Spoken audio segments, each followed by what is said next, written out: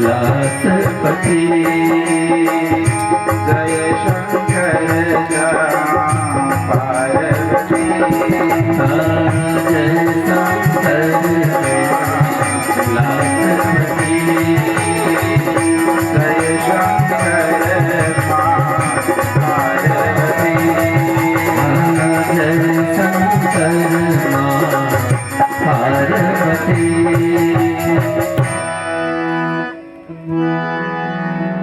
श्री राधा कृष्ण भगवान की जय। श्री गरीबनाथ भगवान की जय।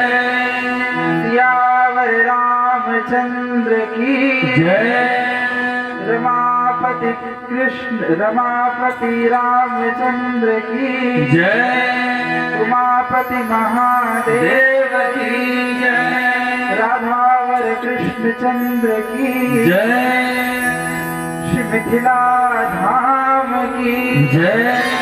श्री वृंदावन धाम की जय।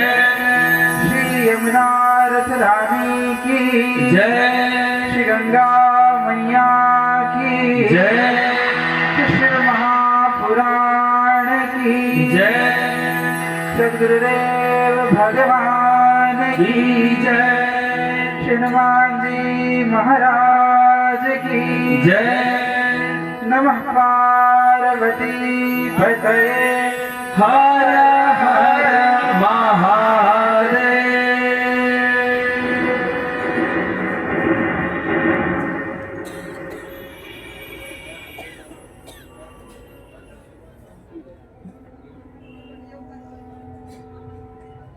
भक्तवांछा कल्पतरु भक्तवत्सल शरणागत वत्सल दीनबंधु दया सिंधु अकारण करुणा वरुणाय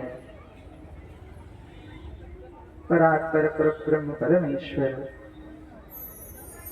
कैलाशपति उमा महेश्वर भगवान की श्री नंदनंदन वृषभानुनंदिनी श्यामा श्याम श्री राधा कृष्ण भगवान की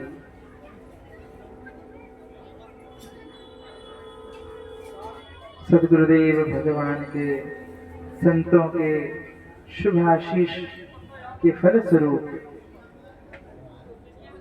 हम आप सब 9 दिवस पर्यंत चलने वाले इस शिव महापुराण की कथा में जब प्रवेश कर रहे हैं तब समुपस्थित सभी भक्त महानुभाव भक्तिमती माताओं स्वजनों प्रियजनों एवं दृश्य अदृश्य रूप से विराजमान समस्त चेतनाओं को व्यासपीठ से मेरा प्यार।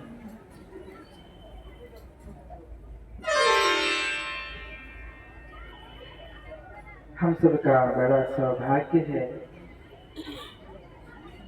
इस पावन मिथिला भूमि के हरदिया ग्राम में श्री राधा कृष्ण मंदिर की इस पावन परिसर में जब 9 दिवसीय श्री रुद्र महायज्ञ के आयोजन के साथ साथ भगवान गरीबनाथ जी के नवनिर्मित इस दिव्य मंदिर का प्राण प्रतिष्ठा महोत्सव जब हम आप सब इस उत्सव में सम्मिलित हो रहे हैं, तब हमें श्री रुद्र की वांगमयी प्रतिमूर्ति, शब्दमयी प्रतिमूर्ति, भगवान शिव की साक्षात शब्दमयी प्रतिमूर्ति श्री शिव महापुराण की कथा की सेवा श्रवण करने का सौभाग्य प्राप्त हो रहा है। भगवान शिव सर्वांतर्यामी हैं।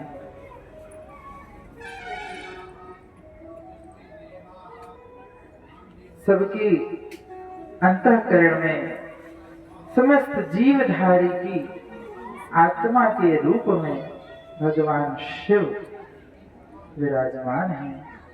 भगवान शिव को समस्त देहधारियों की आत्मा कहा गया है। श्रीमद् भागवत में धारयिष्यति ते वेदम् रुद्रस्त्वात्मा शरीरिणा यस्मिन्नोतप्रोतमिदं विश्वं शाटीतु तन्तुषु। श्री भागवत जी में श्री सुखदेव मुनि कह रहे हैं, भगवान शिव रुद्रस्त्वात्मा शरीरिणा, जितने भी शरीरधारी हैं उन सब की आत्मा के रूप में भगवान महादेव विराजमान हैं।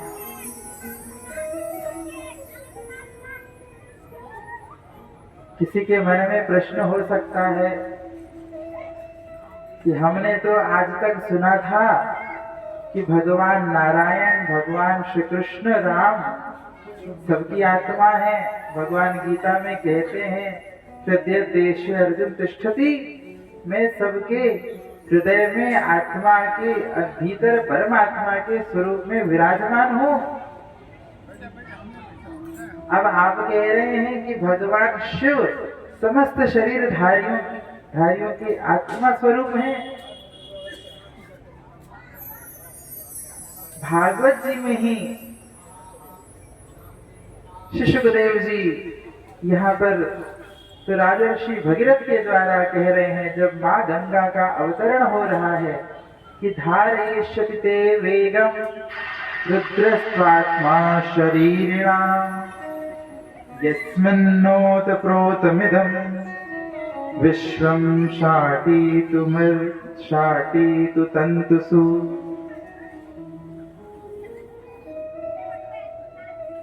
एक ही ग्रंथ में श्री भागवत जी में ही श्री सुखदेव मुनि के द्वारा ही गोपियों के माध्यम से कहा जा रहा है।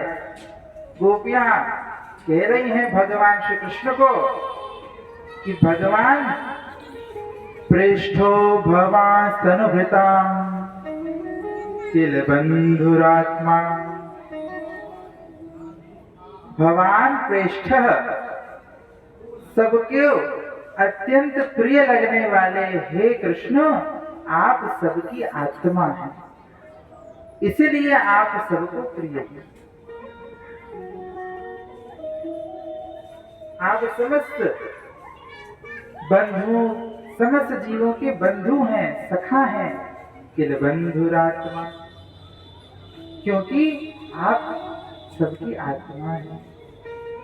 अब एक ही शास्त्र की एक बात मानी जाए और दूसरी बात न मानी जाए तो ये तो उस शास्त्र के साथ न्याय नहीं हुआ। भागवत जी में ही जब एक और शिव को आत्मा कहा जा रहा है और भागवत जी में ही जब श्री कृष्ण को सबकी आत्मा कहा जा रहा है, तब आचार्यों का ऐसा मत है कि जब ऐसी बात आए तो हमें यहाँ पर यही समझना चाहिए कि वास्तव में दोनों तत्व एक ही।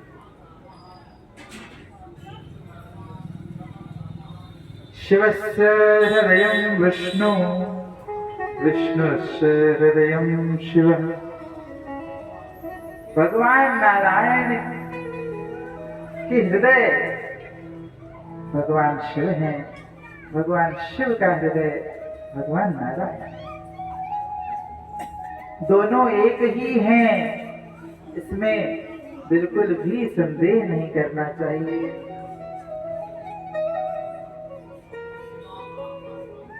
निम्नगानां यथा गंगा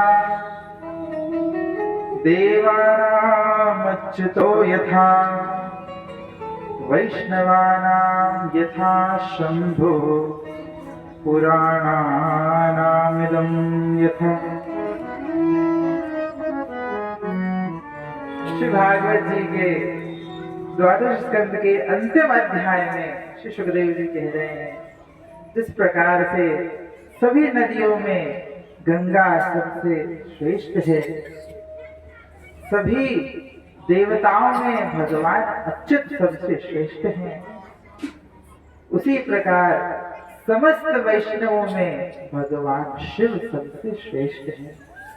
और पुराणानां इदं यथा, अर्थात भागवती सभी पुराणों में श्रेष्ठ। वैष्णवानां यथा शंभो, वैष्णवों के परम आचार्य हैं भगवान शिव। इनसे बड़ा कोई वैष्णव नहीं हुआ।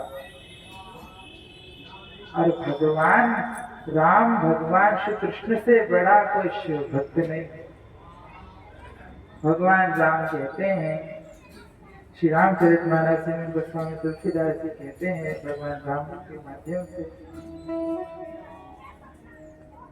लिंग थापि विधि बत करि पूजा, शिव समान प्रिय मोहि न दूजा।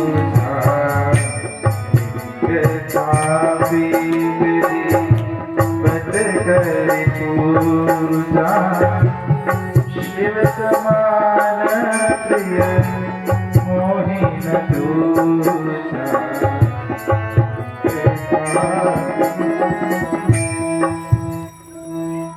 मुझे भगवान शिव के समान अन्यत्र कोई और प्रिय नहीं है। मम सेवक शिवद्रोही, शिवद्रोही मम दास। ऐसा अगर कोई है, यदि कोई कहे कि हम भगवान नारायण के दास हैं, हम भगवान शिव का आदर नहीं करते, और यदि कोई ये भी कहे कि हम भगवान महादेव के भक्त हैं और हमें नारायण से कोई लेना देना नहीं, तो ये बात अधूरी है। वास्तविक तत्व तो यही है, सनातन धर्म यही है, वास्तविक सनातनी परंपरा यह है। जब हरि और हर दोनों को साथ लेकर के, दोनों को एक मान करके, हरि की उपासना हर के बिना अधूरी है और हर की उपासना हरि के बिना। उपासना तो हरिहरात्मक ही होनी चाहिए।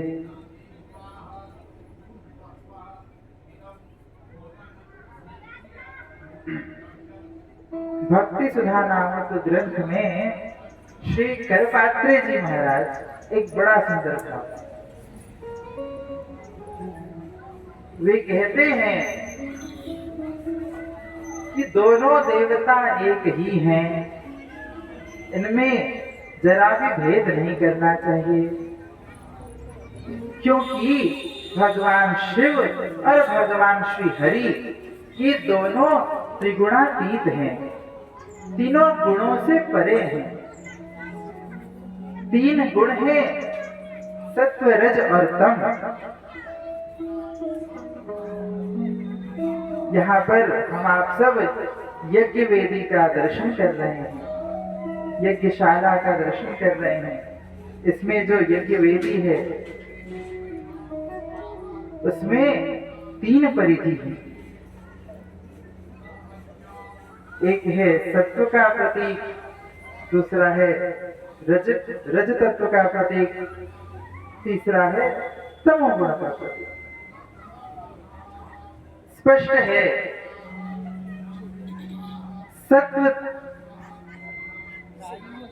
सत्व गुण को श्वेत रंग से यहाँ पर स्वीकार किया गया है।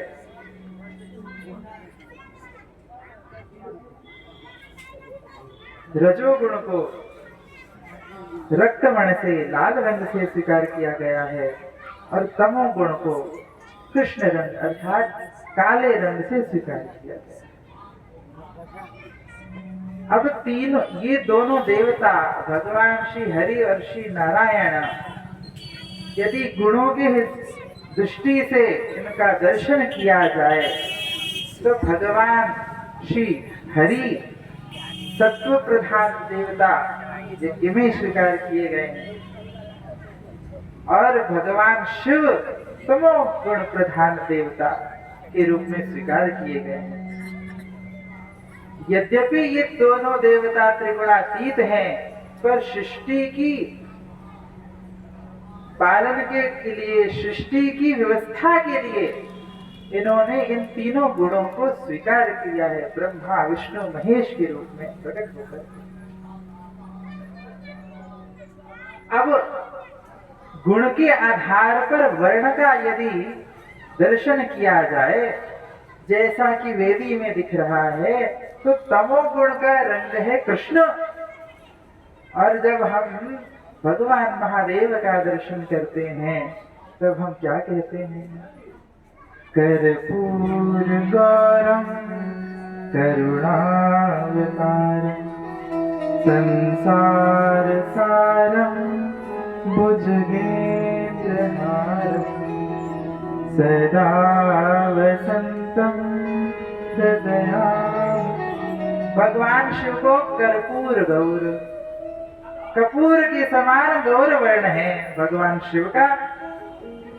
और सत्वगुण प्रधान देवता श्री हरि, इनका दर्शन जब आप करते हो तो हम क्या देखते हैं? शांताकारं भुजगशयनं पद्मनाभं सुरेशं विश्वाधारं गगनसदृशं मेघवर्णं शुभांगं। घने काले बादल के समान कृष्ण जिनका वर्ण है, ऐसे श्री हरि, नाम ही कृष्ण है। राधा कृष्ण मंदिर में हम आप सब बैठे हैं, इनका कृष्ण नाम ही इसलिए है, इनकी मैया तो इनको कहती कनुआ है, कालिया है। गोपियां श्री कृष्ण को खूब कहती हैं, अरे तेरो बाबा गोरो, तेरी मैया गोरी, न जाने तू कहाँ से कार पैदा है। वो इनको नाम ही कृष्ण युवा की वर्ण के कारण पड़ो है। इनको वर्ण है कृष्ण श्याम। तो करपात्री जी भाव कहते हैं भक्ति सुधा नामक ग्रंथ में, कहते हैं जैसे कीट भृंग न्याय से जिसका चिंतन किया जाता है, चिंतन करने वाला उसके समान हो जाता है। तो गुणों के आधार पर श्री भगवान महादेव का वर्ण तो कृष्ण है, परंतु भगवान महादेव निरंतर भगवान श्री हरि का स्मरण करते रहते हैं, इसलिए उनके अंदर सत्वता के कारण उनका रंग गौर हो गया है। और श्री हरि निरंतर भगवान शिव का चिंतन करते रहते हैं, इसलिए उनका वर्ण श्याम हो गया। कैसी सुंदर भाव है।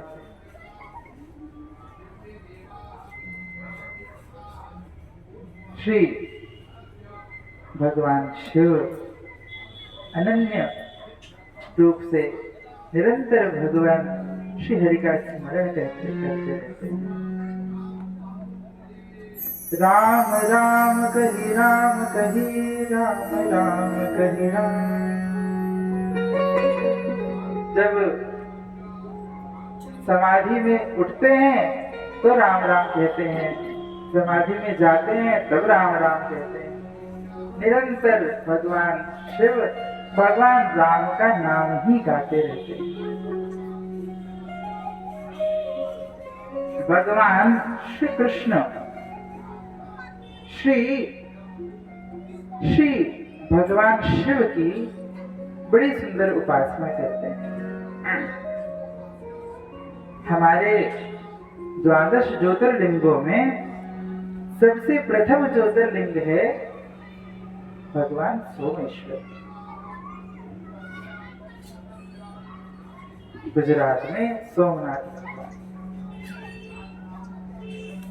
भगवान सोमनाथ का जब श्री कृष्ण द्वारिका में विराजते तब नित्य प्रति आकर के भगवान श्री सोमनाथ जी का अपने हाथों से अभिषेक करते, पूजन करते। ये बात भागवत सही है। देखिए, भागवत का उदाहरण हम इसलिए दे रहे हैं क्योंकि वैष्णवों के लिए सबसे प्रामाणिक ग्रंथ है श्रीमद्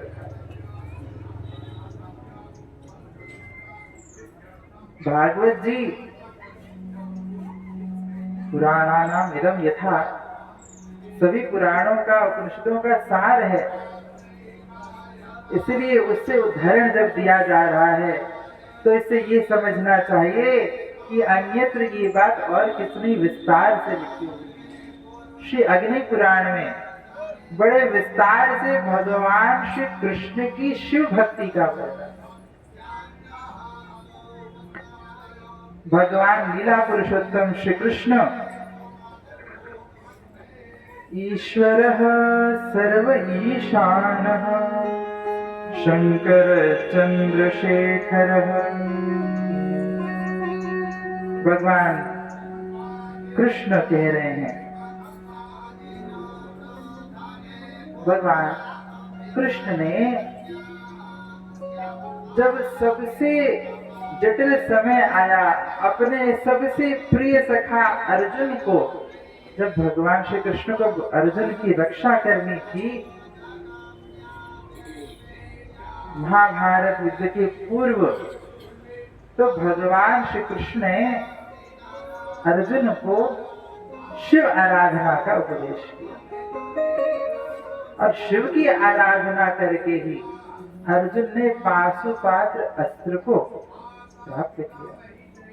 जब महाभारत में अश्वत्थामा ने नारायण अस्त्र का प्रयोग कर दिया, तब भगवान श्री कृष्ण सभी पांडवों को लेकर के उनको कहा कि तुम सभी शस्त्रों को छोड़ दो और निहत्थे होकर के भूमि पर खड़े हो जाओ, क्योंकि नारायण अस्त्र से बचने का एकमात्र यही मार्ग। जब नारायण अस्त्र छोड़ा अश्वत्थामा ने, देखा कि पांडव उसके बाद बच गए।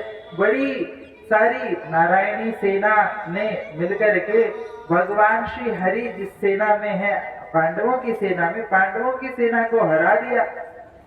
बहुत से पांडवों की सेना जल करके भस्म होने लगे, दग्ध हो गए। परंतु उसी बीच से सभी पांडवों के साथ भगवान उनको लेकर के बाहर आ गए। जब इस दृश्य को देखा अश्वत्थामा ने तो बड़ा कौतूहल हुआ। उसी समय देखा व्यास जी जा रहे थे उस आडंबर धुएं के बवंडर से निकल करके, दौड़े दौड़े दौड़े दौड़े व्यास जी के पास जाकर के अश्वत्थामा पूछते हैं, हे वेद व्यास भगवान, क्या कलयुग इतना घनघोर हो चुका है कि अब मंत्रों में शक्ति नहीं रह गई है, अथवा तो क्या मुझसे कुछ त्रुटि हो गई है मेरे सदाचार में कि मैंने नारायण अस्त्र छोड़ा और उसके बाद भी ये पांडव बच गए? ये हुआ कैसे? व्यास जी कहते हैं, अगर बात तुम्हारे अस्त्र के असफल होने की होती तो बाकी लोग क्यों दग्ध हो जाते? ऐसी बात नहीं है।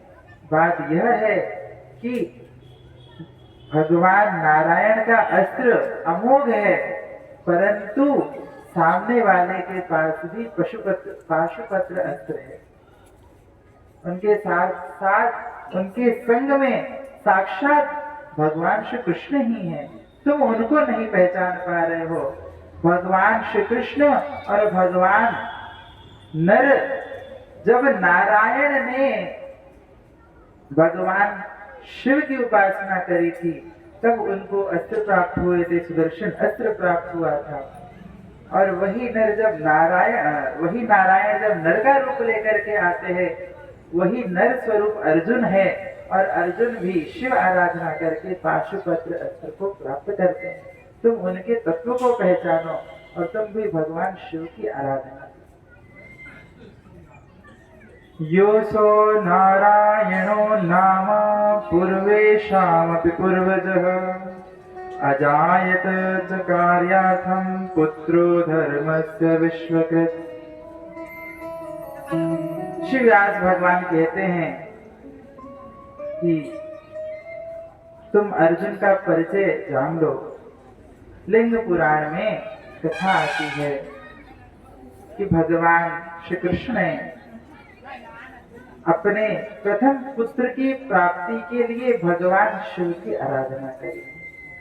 तब उनको भगवान शिव की प्रसन्नता के बाद उस आराधना के फल स्वरूप रुक्मिणी जी के आंगन में, रुक्मिणी जी की गोद से सांब नामक पुत्र की प्राप्ति हुई।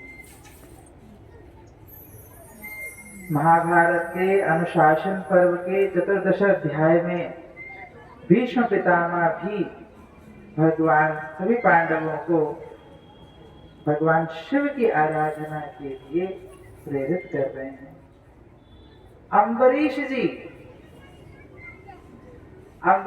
भागवत जी में जब भगवान से वरदान मांगते हैं, जब भगवान उन पर कृपा करते हैं, उनके लिए प्रकट होकर के उनको दर्शन देते हैं, जब दुर्वासा जी के कोप से अम्बरीश की रक्षा करते हैं, उसके बाद जब अम्बरीश जी भगवान श्री हरि से जब वरदान मांगते हैं भगवान के कहने पर, तो अम्बरीश जी क्या मांगते हैं?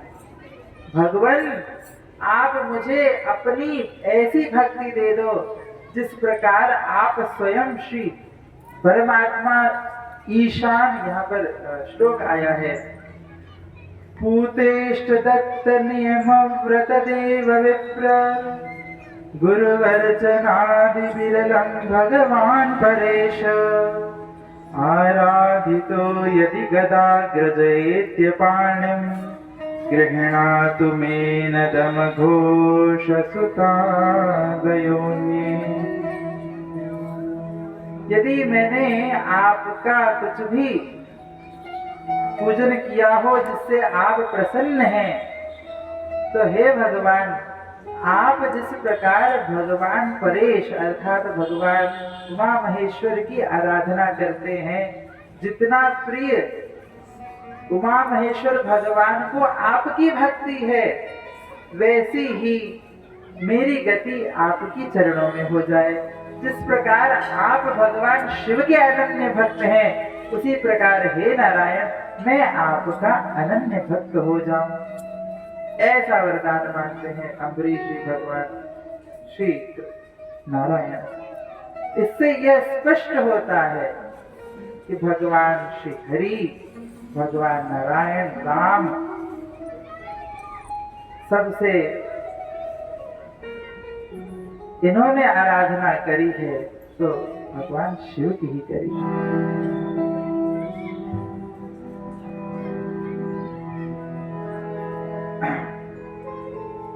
हम सब भी भगवान शिव को याद करें। चंद्रशेखर चंद्रशेखर चंद्रशेखर पाहि मां, चंद्रशेखर चंद्रशेखर चंद्रशेखर रक्ष मां, चंद्रशेखर चंद्रशेखर चंद्रशेखर पाहि मां, चंद्रशेखर चंद्रशेखर चंद्रशेखर रक्ष मां।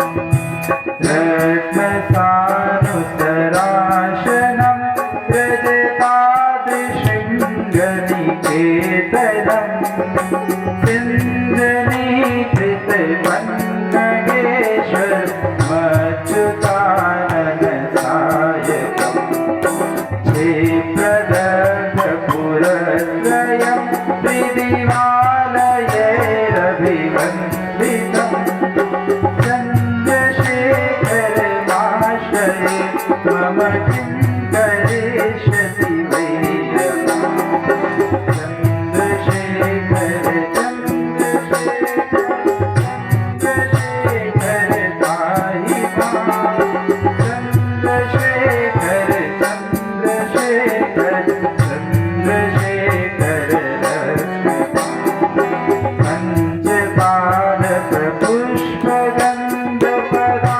पञ्चपादपुष्पगन्धपदाम्बुजद्वय शोभितम् भाललोचन जातपावक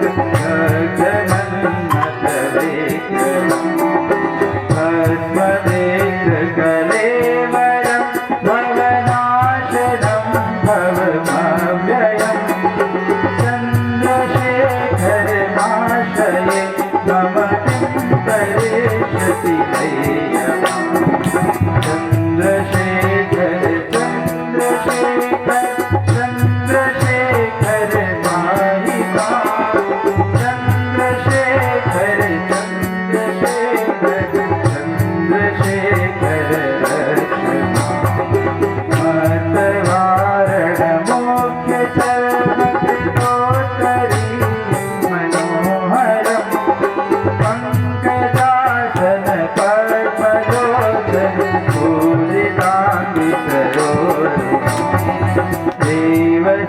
देवसिन्धुतरङ्ग श्रीकर शेखरशोभ्रजटाधरम्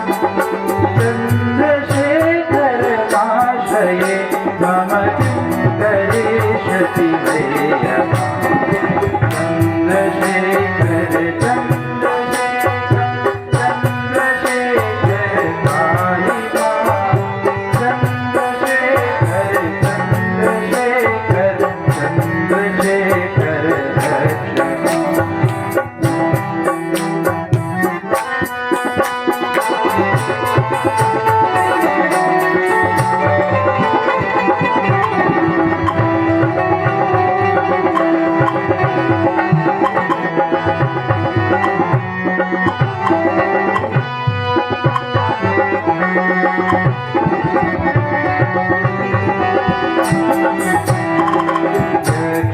यक्षराजसखं मगाक्षहरं भुजङ्गविभूषणं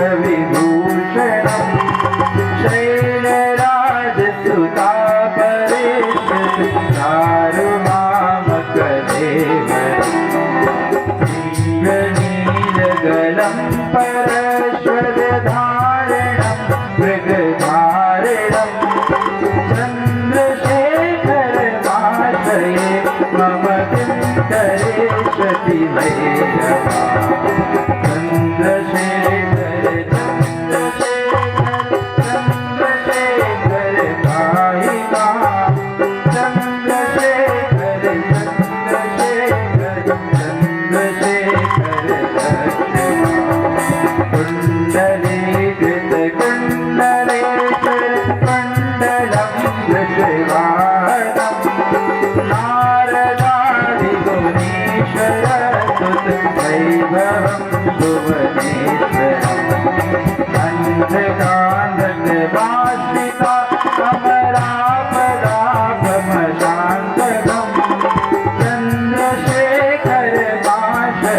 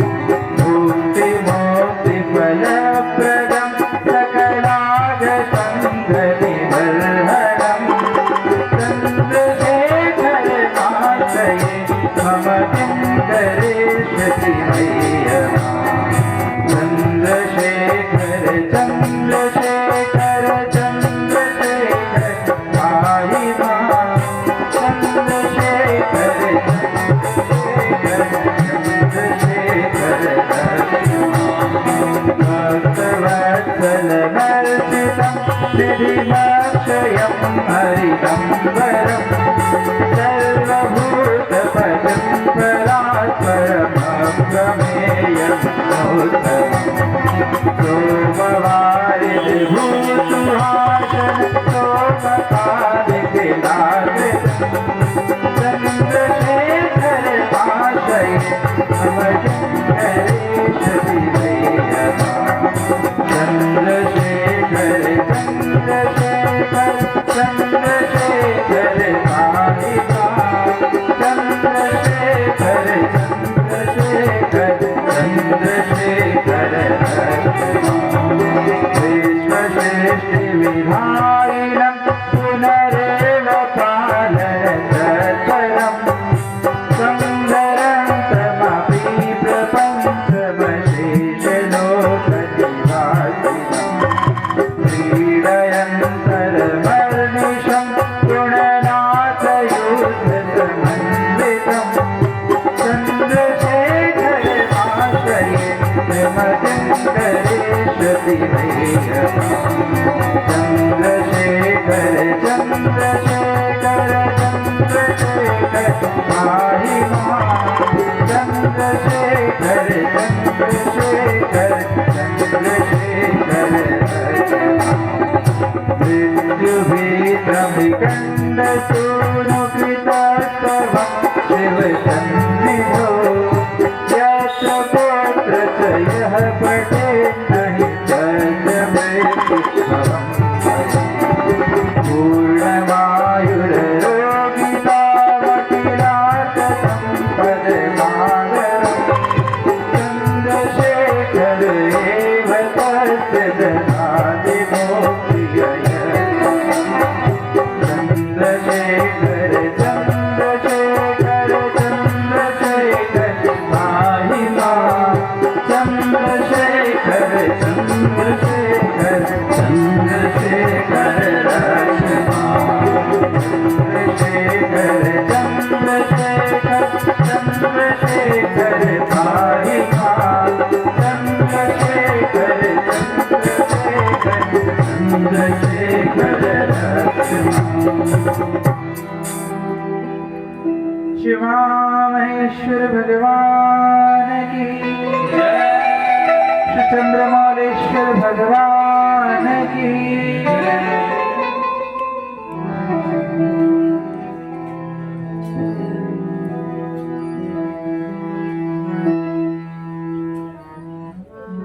भगवान शिव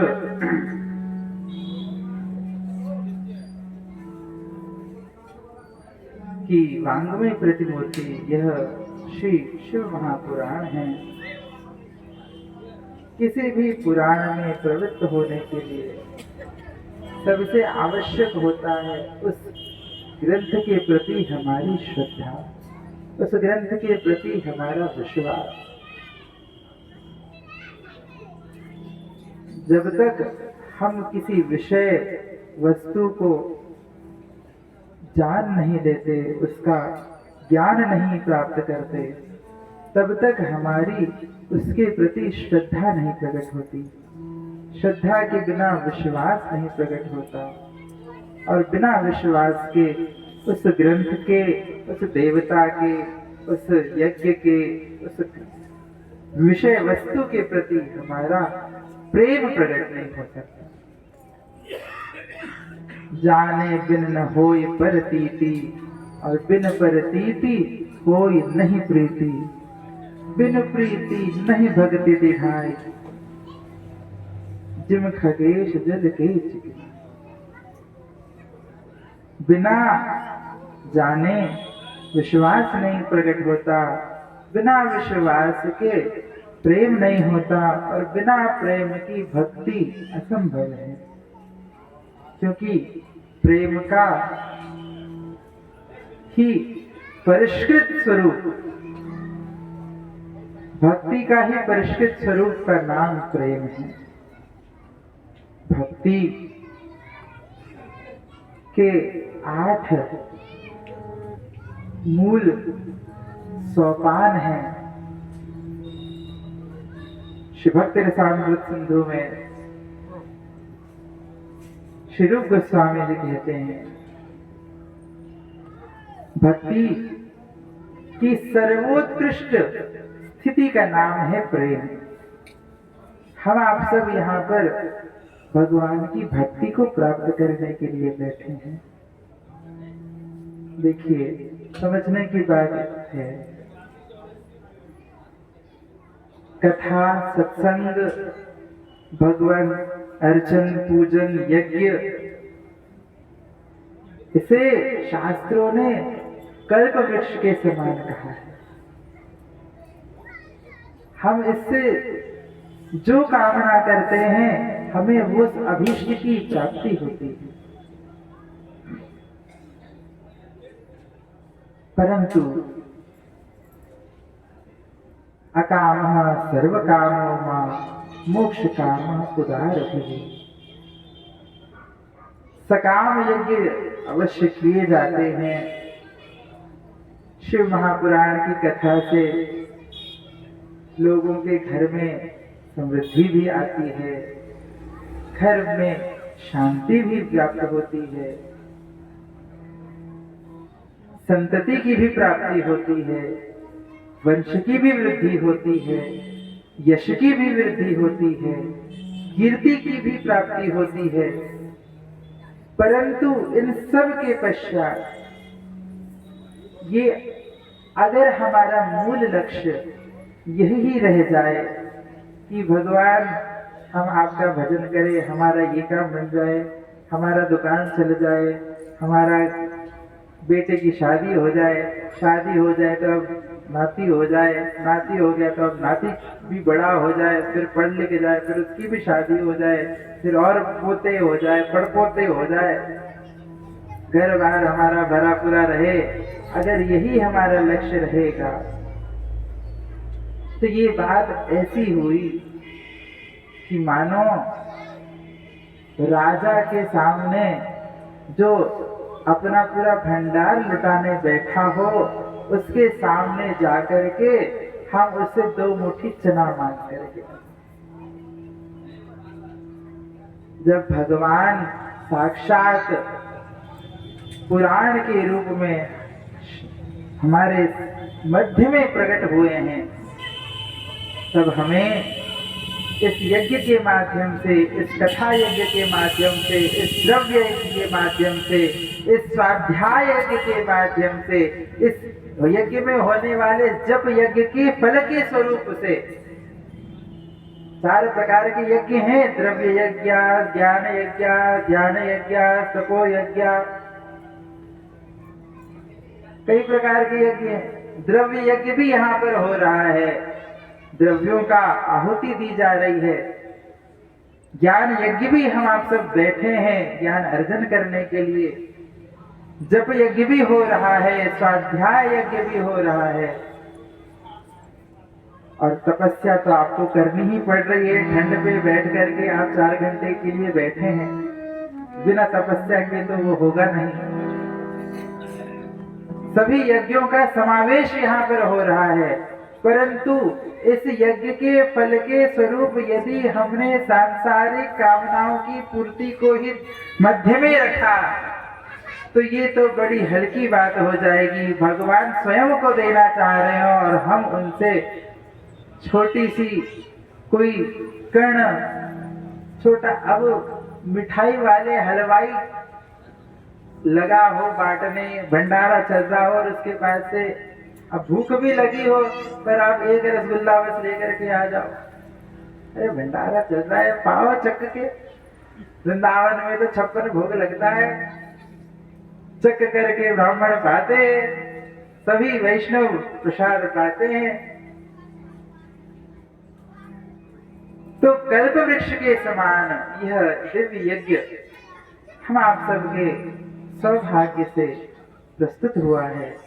तब इस कल्प वृक्ष की छाह में बैठ करके हमें सांसारिक कामनाओं को छोड़ करके भगवान की निष्काम भक्ति की अभिलाषा करनी चाहिए, क्योंकि वास्तव में इस यज्ञ का पर्टिकुलर, इस यज्ञ की अगर मैं बात करूं तो इसका और कोई लक्ष्य नहीं है। भगवान श्री राधा कृष्ण की प्रीति को प्राप्त करने के लिए जिस प्रकार से, क्योंकि भगवान श्री राधा कृष्ण को भगवान शिव अति प्रिय हैं, इसीलिए भगवान श्री कृष्ण ने अपने आराध्य महादेव को अपने सामने विराजमान किया है। और हम सब भी यही कामना से भगवान शिव की आराधना करेंगे कि हे भगवान शिव, आप हमें अपने इष्ट भगवान श्री राधा कृष्ण के चरणों को प्राप्त कराएं। ऐसी ही हमारी कामना हो। यदि यह भक्ति मिल जाए तो सब कुछ मिल जाएगा, फिर किसी चीज की कमी नहीं रह जाएगी। अन्न धन भंडार तो लुटाने वाला लुटा ही रहा।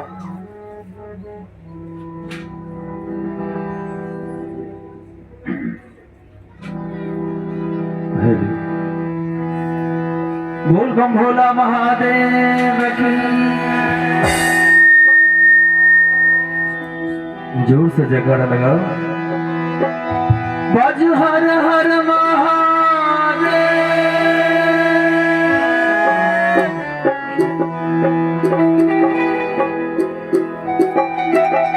देखो बाबा भोलेनाथ के प्रतिष्ठा यज्ञ में दूर दूर से चलकर हम लोग पहुंचल छे बाबा गरीबनाथ के दरबार में। तो हम चाहब जे बाबा गरीबनाथ के जे नवनिर्मित सुंदर भवन में प्रतिष्ठा यज्ञ में हमरा लोग भाग ले रहे छे, तो सबसे पहले सब देवी देवता सबके हकार दिया। यहाँ सबके कार्ड पहुँचल है, पहुँचल है। सब भगवानों सबके कार्ड दे दी, सबके हकार दे दी। आ सब जन हकार दिला के बाद की है तो भीड़ बहुत ज्यादा है। आई पहल दिन है और सुंदर बाबा भोलेनाथ के नचारी।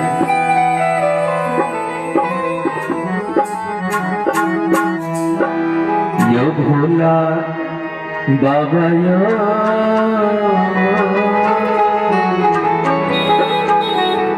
बाबा गरीबनाथ यो। देखो अच्छा बात और अहाँ सबके कह चाहे अहाँ सबके मन में शंका है कि बाबा गरीबनाथ क्या नाम पड़ल। बाबा तो बहुत धनिक छथिन, ये नहीं सोचब जे बाबा गरीब छथिन, लेकिन सब भक्त पर कृपा दृष्टि बरसावे छथिन। यो भोला बाबा यो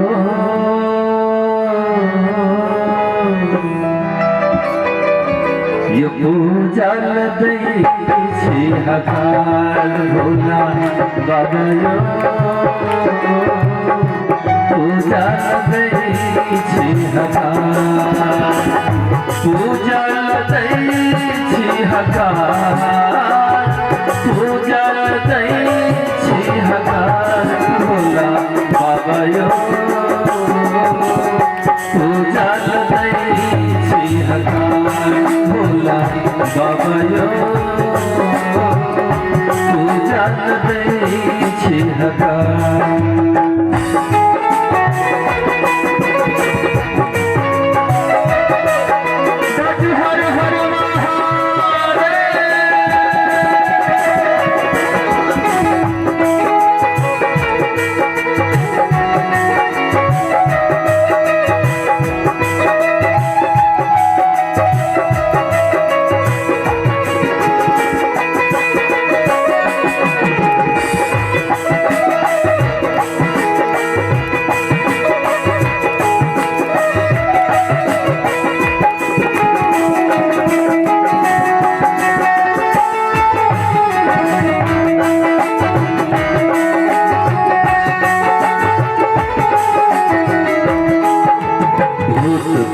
नहीं अनबई संग में नहीं अनबई बैठा। भूत प्रेत नहीं अनबई संग में नहीं अनबई बैठा। जटा बांधी के करबई भोला।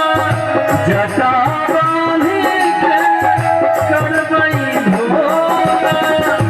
आकर गंगा धार। भोला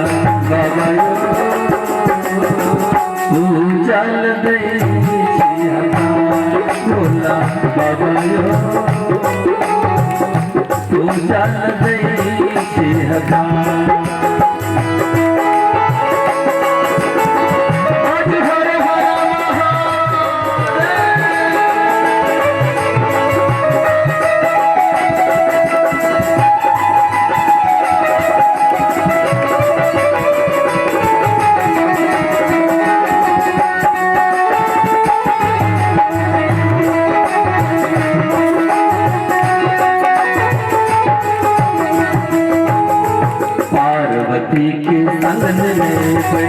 कृपा के आधार पार्वती के संग में कृपा के आधार गणपति जी के भोला संग में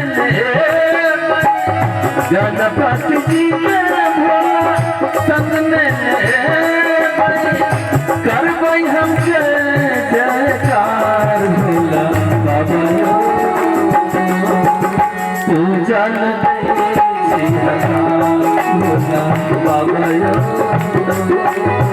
तू जल दई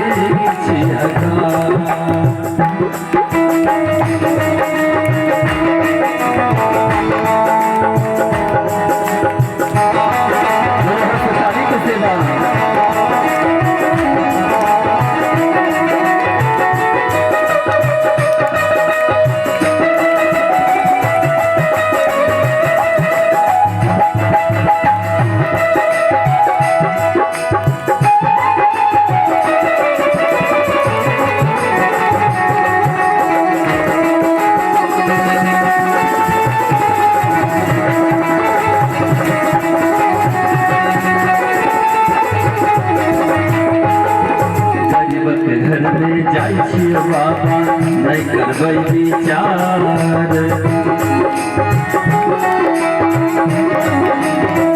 गरीब के घर में जाइ छियो बाबा नहीं करबै विचार जतबे जरूरत ततबे करब हम जतबे जरूरत ततबे करब हम सेवा सत्कार भोला बाबा तू जल दई हकार भोला बाबा तू जल दई हकार तू जल दई हकार तू जल दई हकार भोला बाबा तू जल दई भोला बाबा तू जल दई हकार भोला बाबा तू जल दई हकार तू जल दई हकार तू जल दई हकार बाजू हर हर महादेव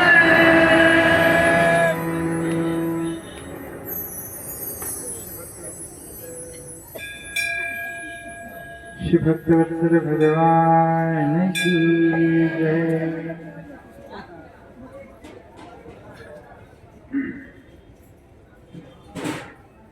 आइए हम आप सब कथानक की ओर प्रवेश करें।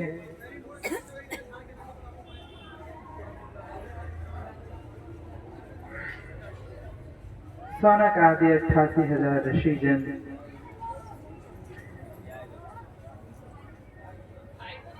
एक 1000 वर्ष के सत्संग का संकल्प लेकर के एकत्रित होकर के गंगा के किनारे विराजमान हैं। तभी श्री सूत ऋषि जी को, सूत जी को, रोमहर्षण सूत जी को आता हुआ देख करके सभी ऋषियों से अग्रगण्य ऋषि श्री शौनक जी ने श्री सूत जी से कहा, हे सूत महाप्राज्ञ सर्व सिद्धांत विद्रभो आख्याहि में कथा सारम पुराणानामिदं विशेषतः। जीवशासुरता प्राप्ता प्रायो घोरैकलाविह तस्य संशोधने किं हि विद्यते परमायनम् येन तत्साधने नाशु शुद्ध्यत्तात्मा विशेषतः शिवप्राप्ति भवेत्तात सदा निर्मलचेतसः। हे सर्व सिद्धांत को जानने वाले सूत जी, हे महाभाग, आख्या ही में कथा सारम पुराणानां विशेषतः, आप मुझे सभी पुराणों की कथा का सार विशेष रूप से सार तत्व, जो ऐसा सार जो मेरे कर्ण को रसायन के समान शुद्ध करने वाला हो, ऐसा मुझको कथा का श्रवण कराइए। सुपुत्रा याश सद्भक्तोर विवेको वर्धते कथम स्विकार निराशश्च सज्जनै क्रियते कथम। भक्तजन भगवत पुरुष किस प्रकार से अपनी बुद्धि विवेक का वर्धन करते हैं और किस प्रकार से वह इस माया रूपी संसार को स्वीकार करके भी इस माया को निराश कर पाते हैं। स्वीकार निराशस्य सज्जनै क्रियते कथम। संसार में रह करके भी संसार से अछूते कैसे रह पाते हैं। वैष्णवजन भक्तजन किस प्रकार से संसार में रहते हुए भी इसकी मोह माया से बच पाते हैं, इसका विधि मुझको समझाइए। क्योंकि इस काल में, इस कलयुग में जीवशासुरतां प्राप्ता प्रायो घोरैकलाविह तस्य संशोधने किं हि विद्यते परमायनम्। क्योंकि अभी वर्तमान के समय में सभी जीव असुरता को प्राप्त हो रहे हैं। इस कलिकाल में भी इस कलयुग से किस प्रकार हम बच सकते हैं, इसका उपाय हमको बताइए।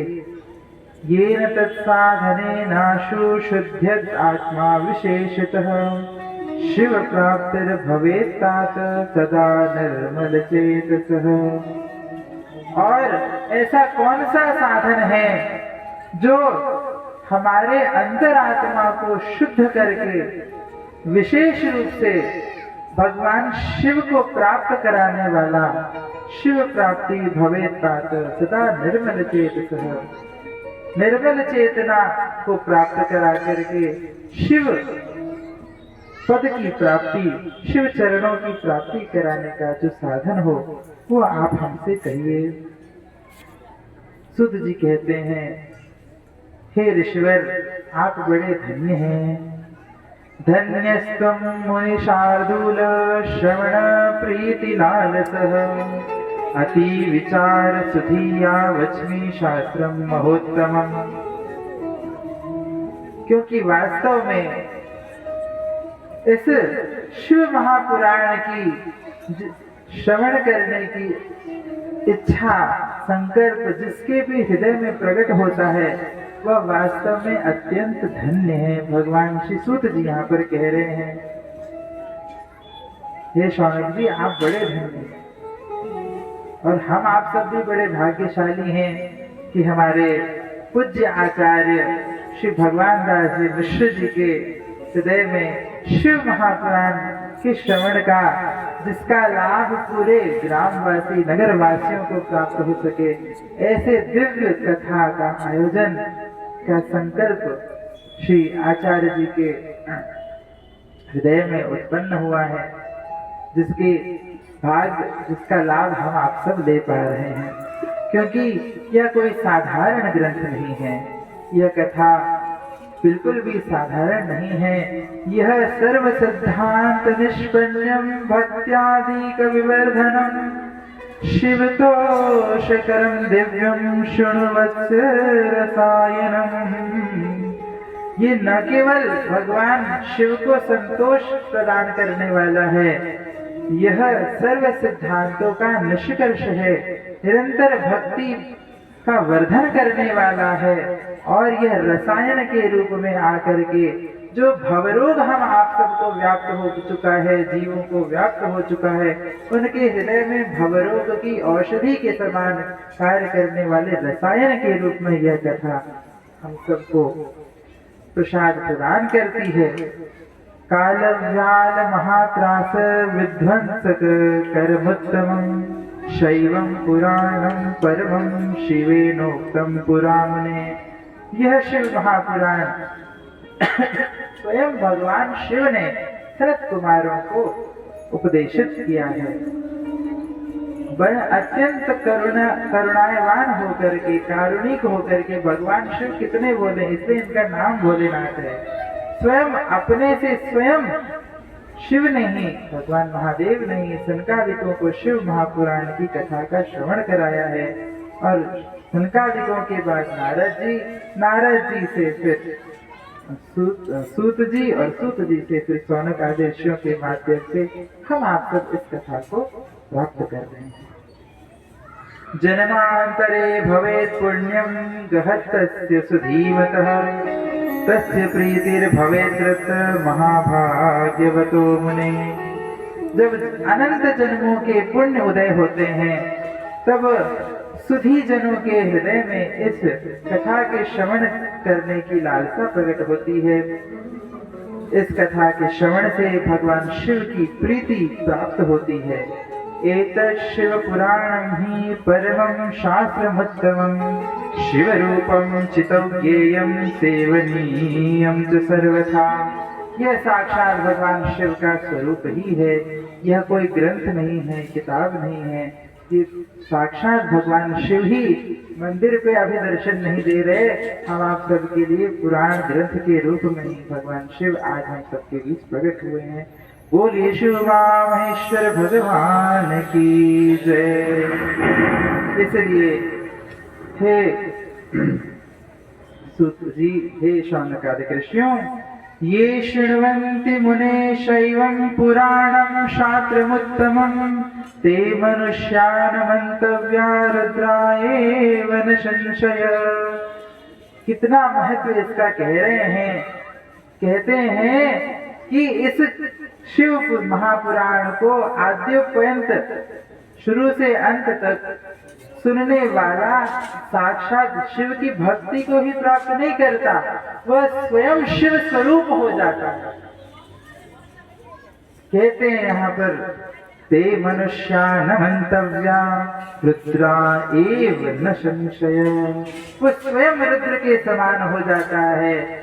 कैसे हो जाता है? नीति का कीट भिन्न न्याय वेदांत दर्शन में हम आप सब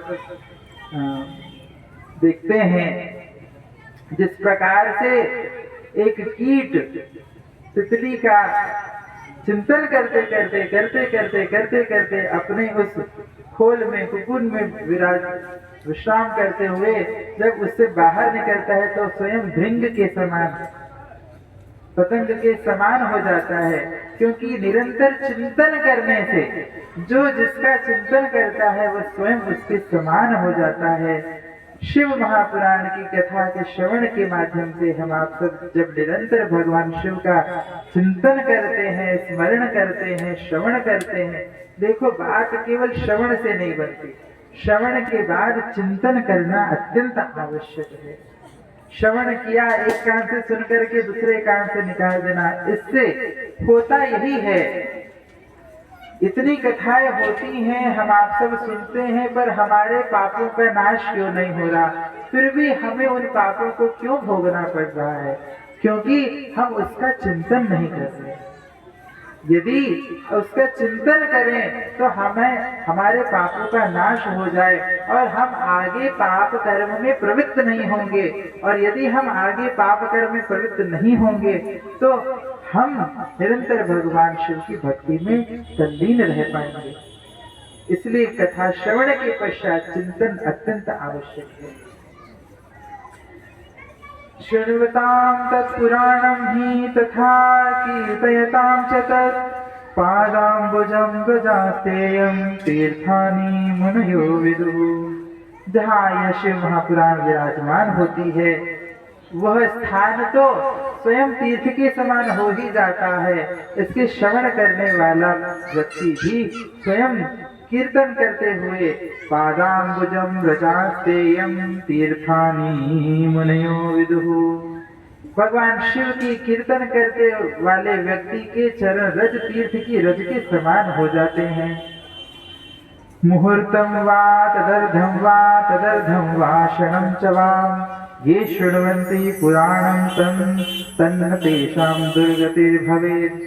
जिस किसी ने भी इस शिव महापुराण की कथा का एक मुहूर्त आधा मुहूर्त उससे भी आधा एक क्षण के लिए भी इस कथा का श्रवण कर लिया है तो इसकी महात्मा में कहते हैं कि जिसने इसका एक क्षण भी कथा का अगर श्रवण किया है तो उसकी कभी दुर्गति नहीं हो सकती। तत्पुण्यं सर्वदानेषु सर्वयज्ञेषु वामने शंभो पुराण श्रवणात् तत्फलं निश्चयं भवेत्। इसको श्रवण करने से समस्त दानों को दान करने का जो फल होता है वह इस कथा के श्रवण करने से ही प्राप्त हो जाता है। और अंत में भगवान शिव स्वयं फल स्वरूप में प्राप्त होते हैं, शिव पद की प्राप्ति होती है। कल्पद्रुम फलम सम्यक् मनुष्याणां न संशय। वह मनुष्य साक्षात कल्पद्रुम के समान हो जाता है। कलौ दुर्मेधसां पुंसां धर्माचारो जितात्मना। धर्म पूर्वक उसका आचरण हो जाता है, वह स्वयं धर्म ध्वज हो जाता है।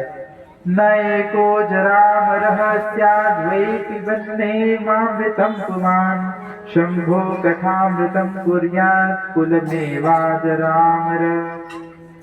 कह रहे हैं इस कथा को श्रवण करने वाला जीव अमर हो जाता है। अब यह पांच भौतिक देह तो अमर नहीं हो सकता, परंतु भगवान की भक्ति में भक्ति को प्राप्त कर लेने वाला जीव कथा के माध्यम से जब भगवान शिव की चरण की प्राप्ति हो जाती है, भगवान शिव की भक्ति की प्राप्ति हो जाती है। भक्ति क्योंकि अनंत है, अमर है, भक्ति बीज पलटे नहीं जो जुग जाए अनंत। भक्ति का बीज कभी नाश नहीं होता है, इसलिए वह जीव भी जिस प्रकार से भक्ति नित्य है वह जीव भी नित्य धाम को प्राप्त हो जाता है। एको अजरामरः स्याद्वै शिवन्नेयामृतं पुमान् शंभो कथामृतं कुर्यात् कुलमेवाजरामरम्। और वह केवल श्रवण करने वाला व्यक्ति नहीं, उसका पूरा कुल, उसका पूरा खानदान अमर हो जाता है। बोलिए श्री के भक्तवत्सल भगवान की। इसीलिए सदा सेव्या सदा सेव्या सदा सेव्या विशेषतः एतत् शिव पुराणस्य कथा परम पावनी। निरंतर इसका सेवन करो, इसको पीते रहो, इस कथामृत रस का पान करो। चतुर्विंशतिसहस्रो ग्रंथोऽयं सप्त संहितः भक्तित्रिक्सु संपूर्णः शृणुयातं पराददात्। इस शिव महापुराण में 24,000 24,000 श्लोक हैं। 7 संहिता से युक्त यह शिव महापुराण है जो भक्ति त्रिक अर्थात भक्ति ज्ञान वैराग्य के साथ साथ तीनों भक्ति त्रिक को प्रदान करने वाला है। विद्येश्वर संहिताया द्वितीया रुद्र संहिता तृतीया शतरुद्राख्या कोटिरुद्रा चतुर्थिका पंचमपुमान संहित संहितोक्ता षष्ठी कैलाश संहिता सप्तमी वायवीख्याया सप्तवै संहिता। ये 6 संहिताएं हैं। श्री सूत जी कहते हैं परिपूर्णम पठेद्यस्तु स जीवन मुक्त उच्यते। जो इसका आद्योपयंत पूरा पाठ करता है, श्रवण करता है इस कथा का, वह जीवन मुक्त हो जाता है। जीव की 4 स्थितियां हैं। मुक्तं च बद्धं किल बद्ध मुक्तं। श्री वेदांत श्लोकी में श्री निम्बार्क भगवान जीवों की स्वरूप का वर्णन करते हुए कह रहे हैं जीव 4 प्रकार के होते हैं। एक होते हैं बद्ध जीव, एक होते हैं किलबद्ध जीव, एक होते हैं मुमुक्षु मुक्त जीव और एक होते हैं नित्य मुक्त जीव। जो बद्ध है अर्थात विषयों में बंधा हुआ है, श्री शंकराचार्य भगवान श्री शंकर कहते हैं कोवा बद्धो विषयासक्ति ही कोवा मुक्तो विषयानिवृत्ति ही। जिसका विषय में जिसकी आसक्ति है वही बंधन, वही बद्ध है। जो विषयों से जिसकी आसक्ति की निवृत्ति हो गई वही जीव मुक्त है।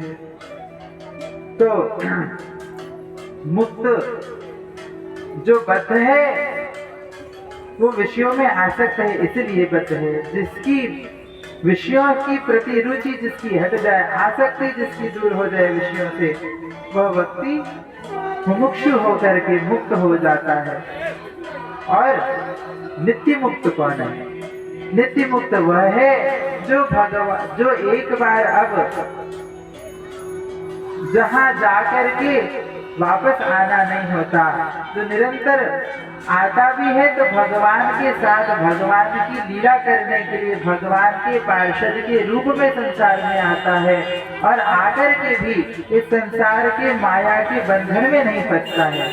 जैसे जो संत पुरुष होते हैं, भगवत पुरुष होते हैं, वह भगवान के पार्षद ही हैं जो भगवान की आज्ञा से संसार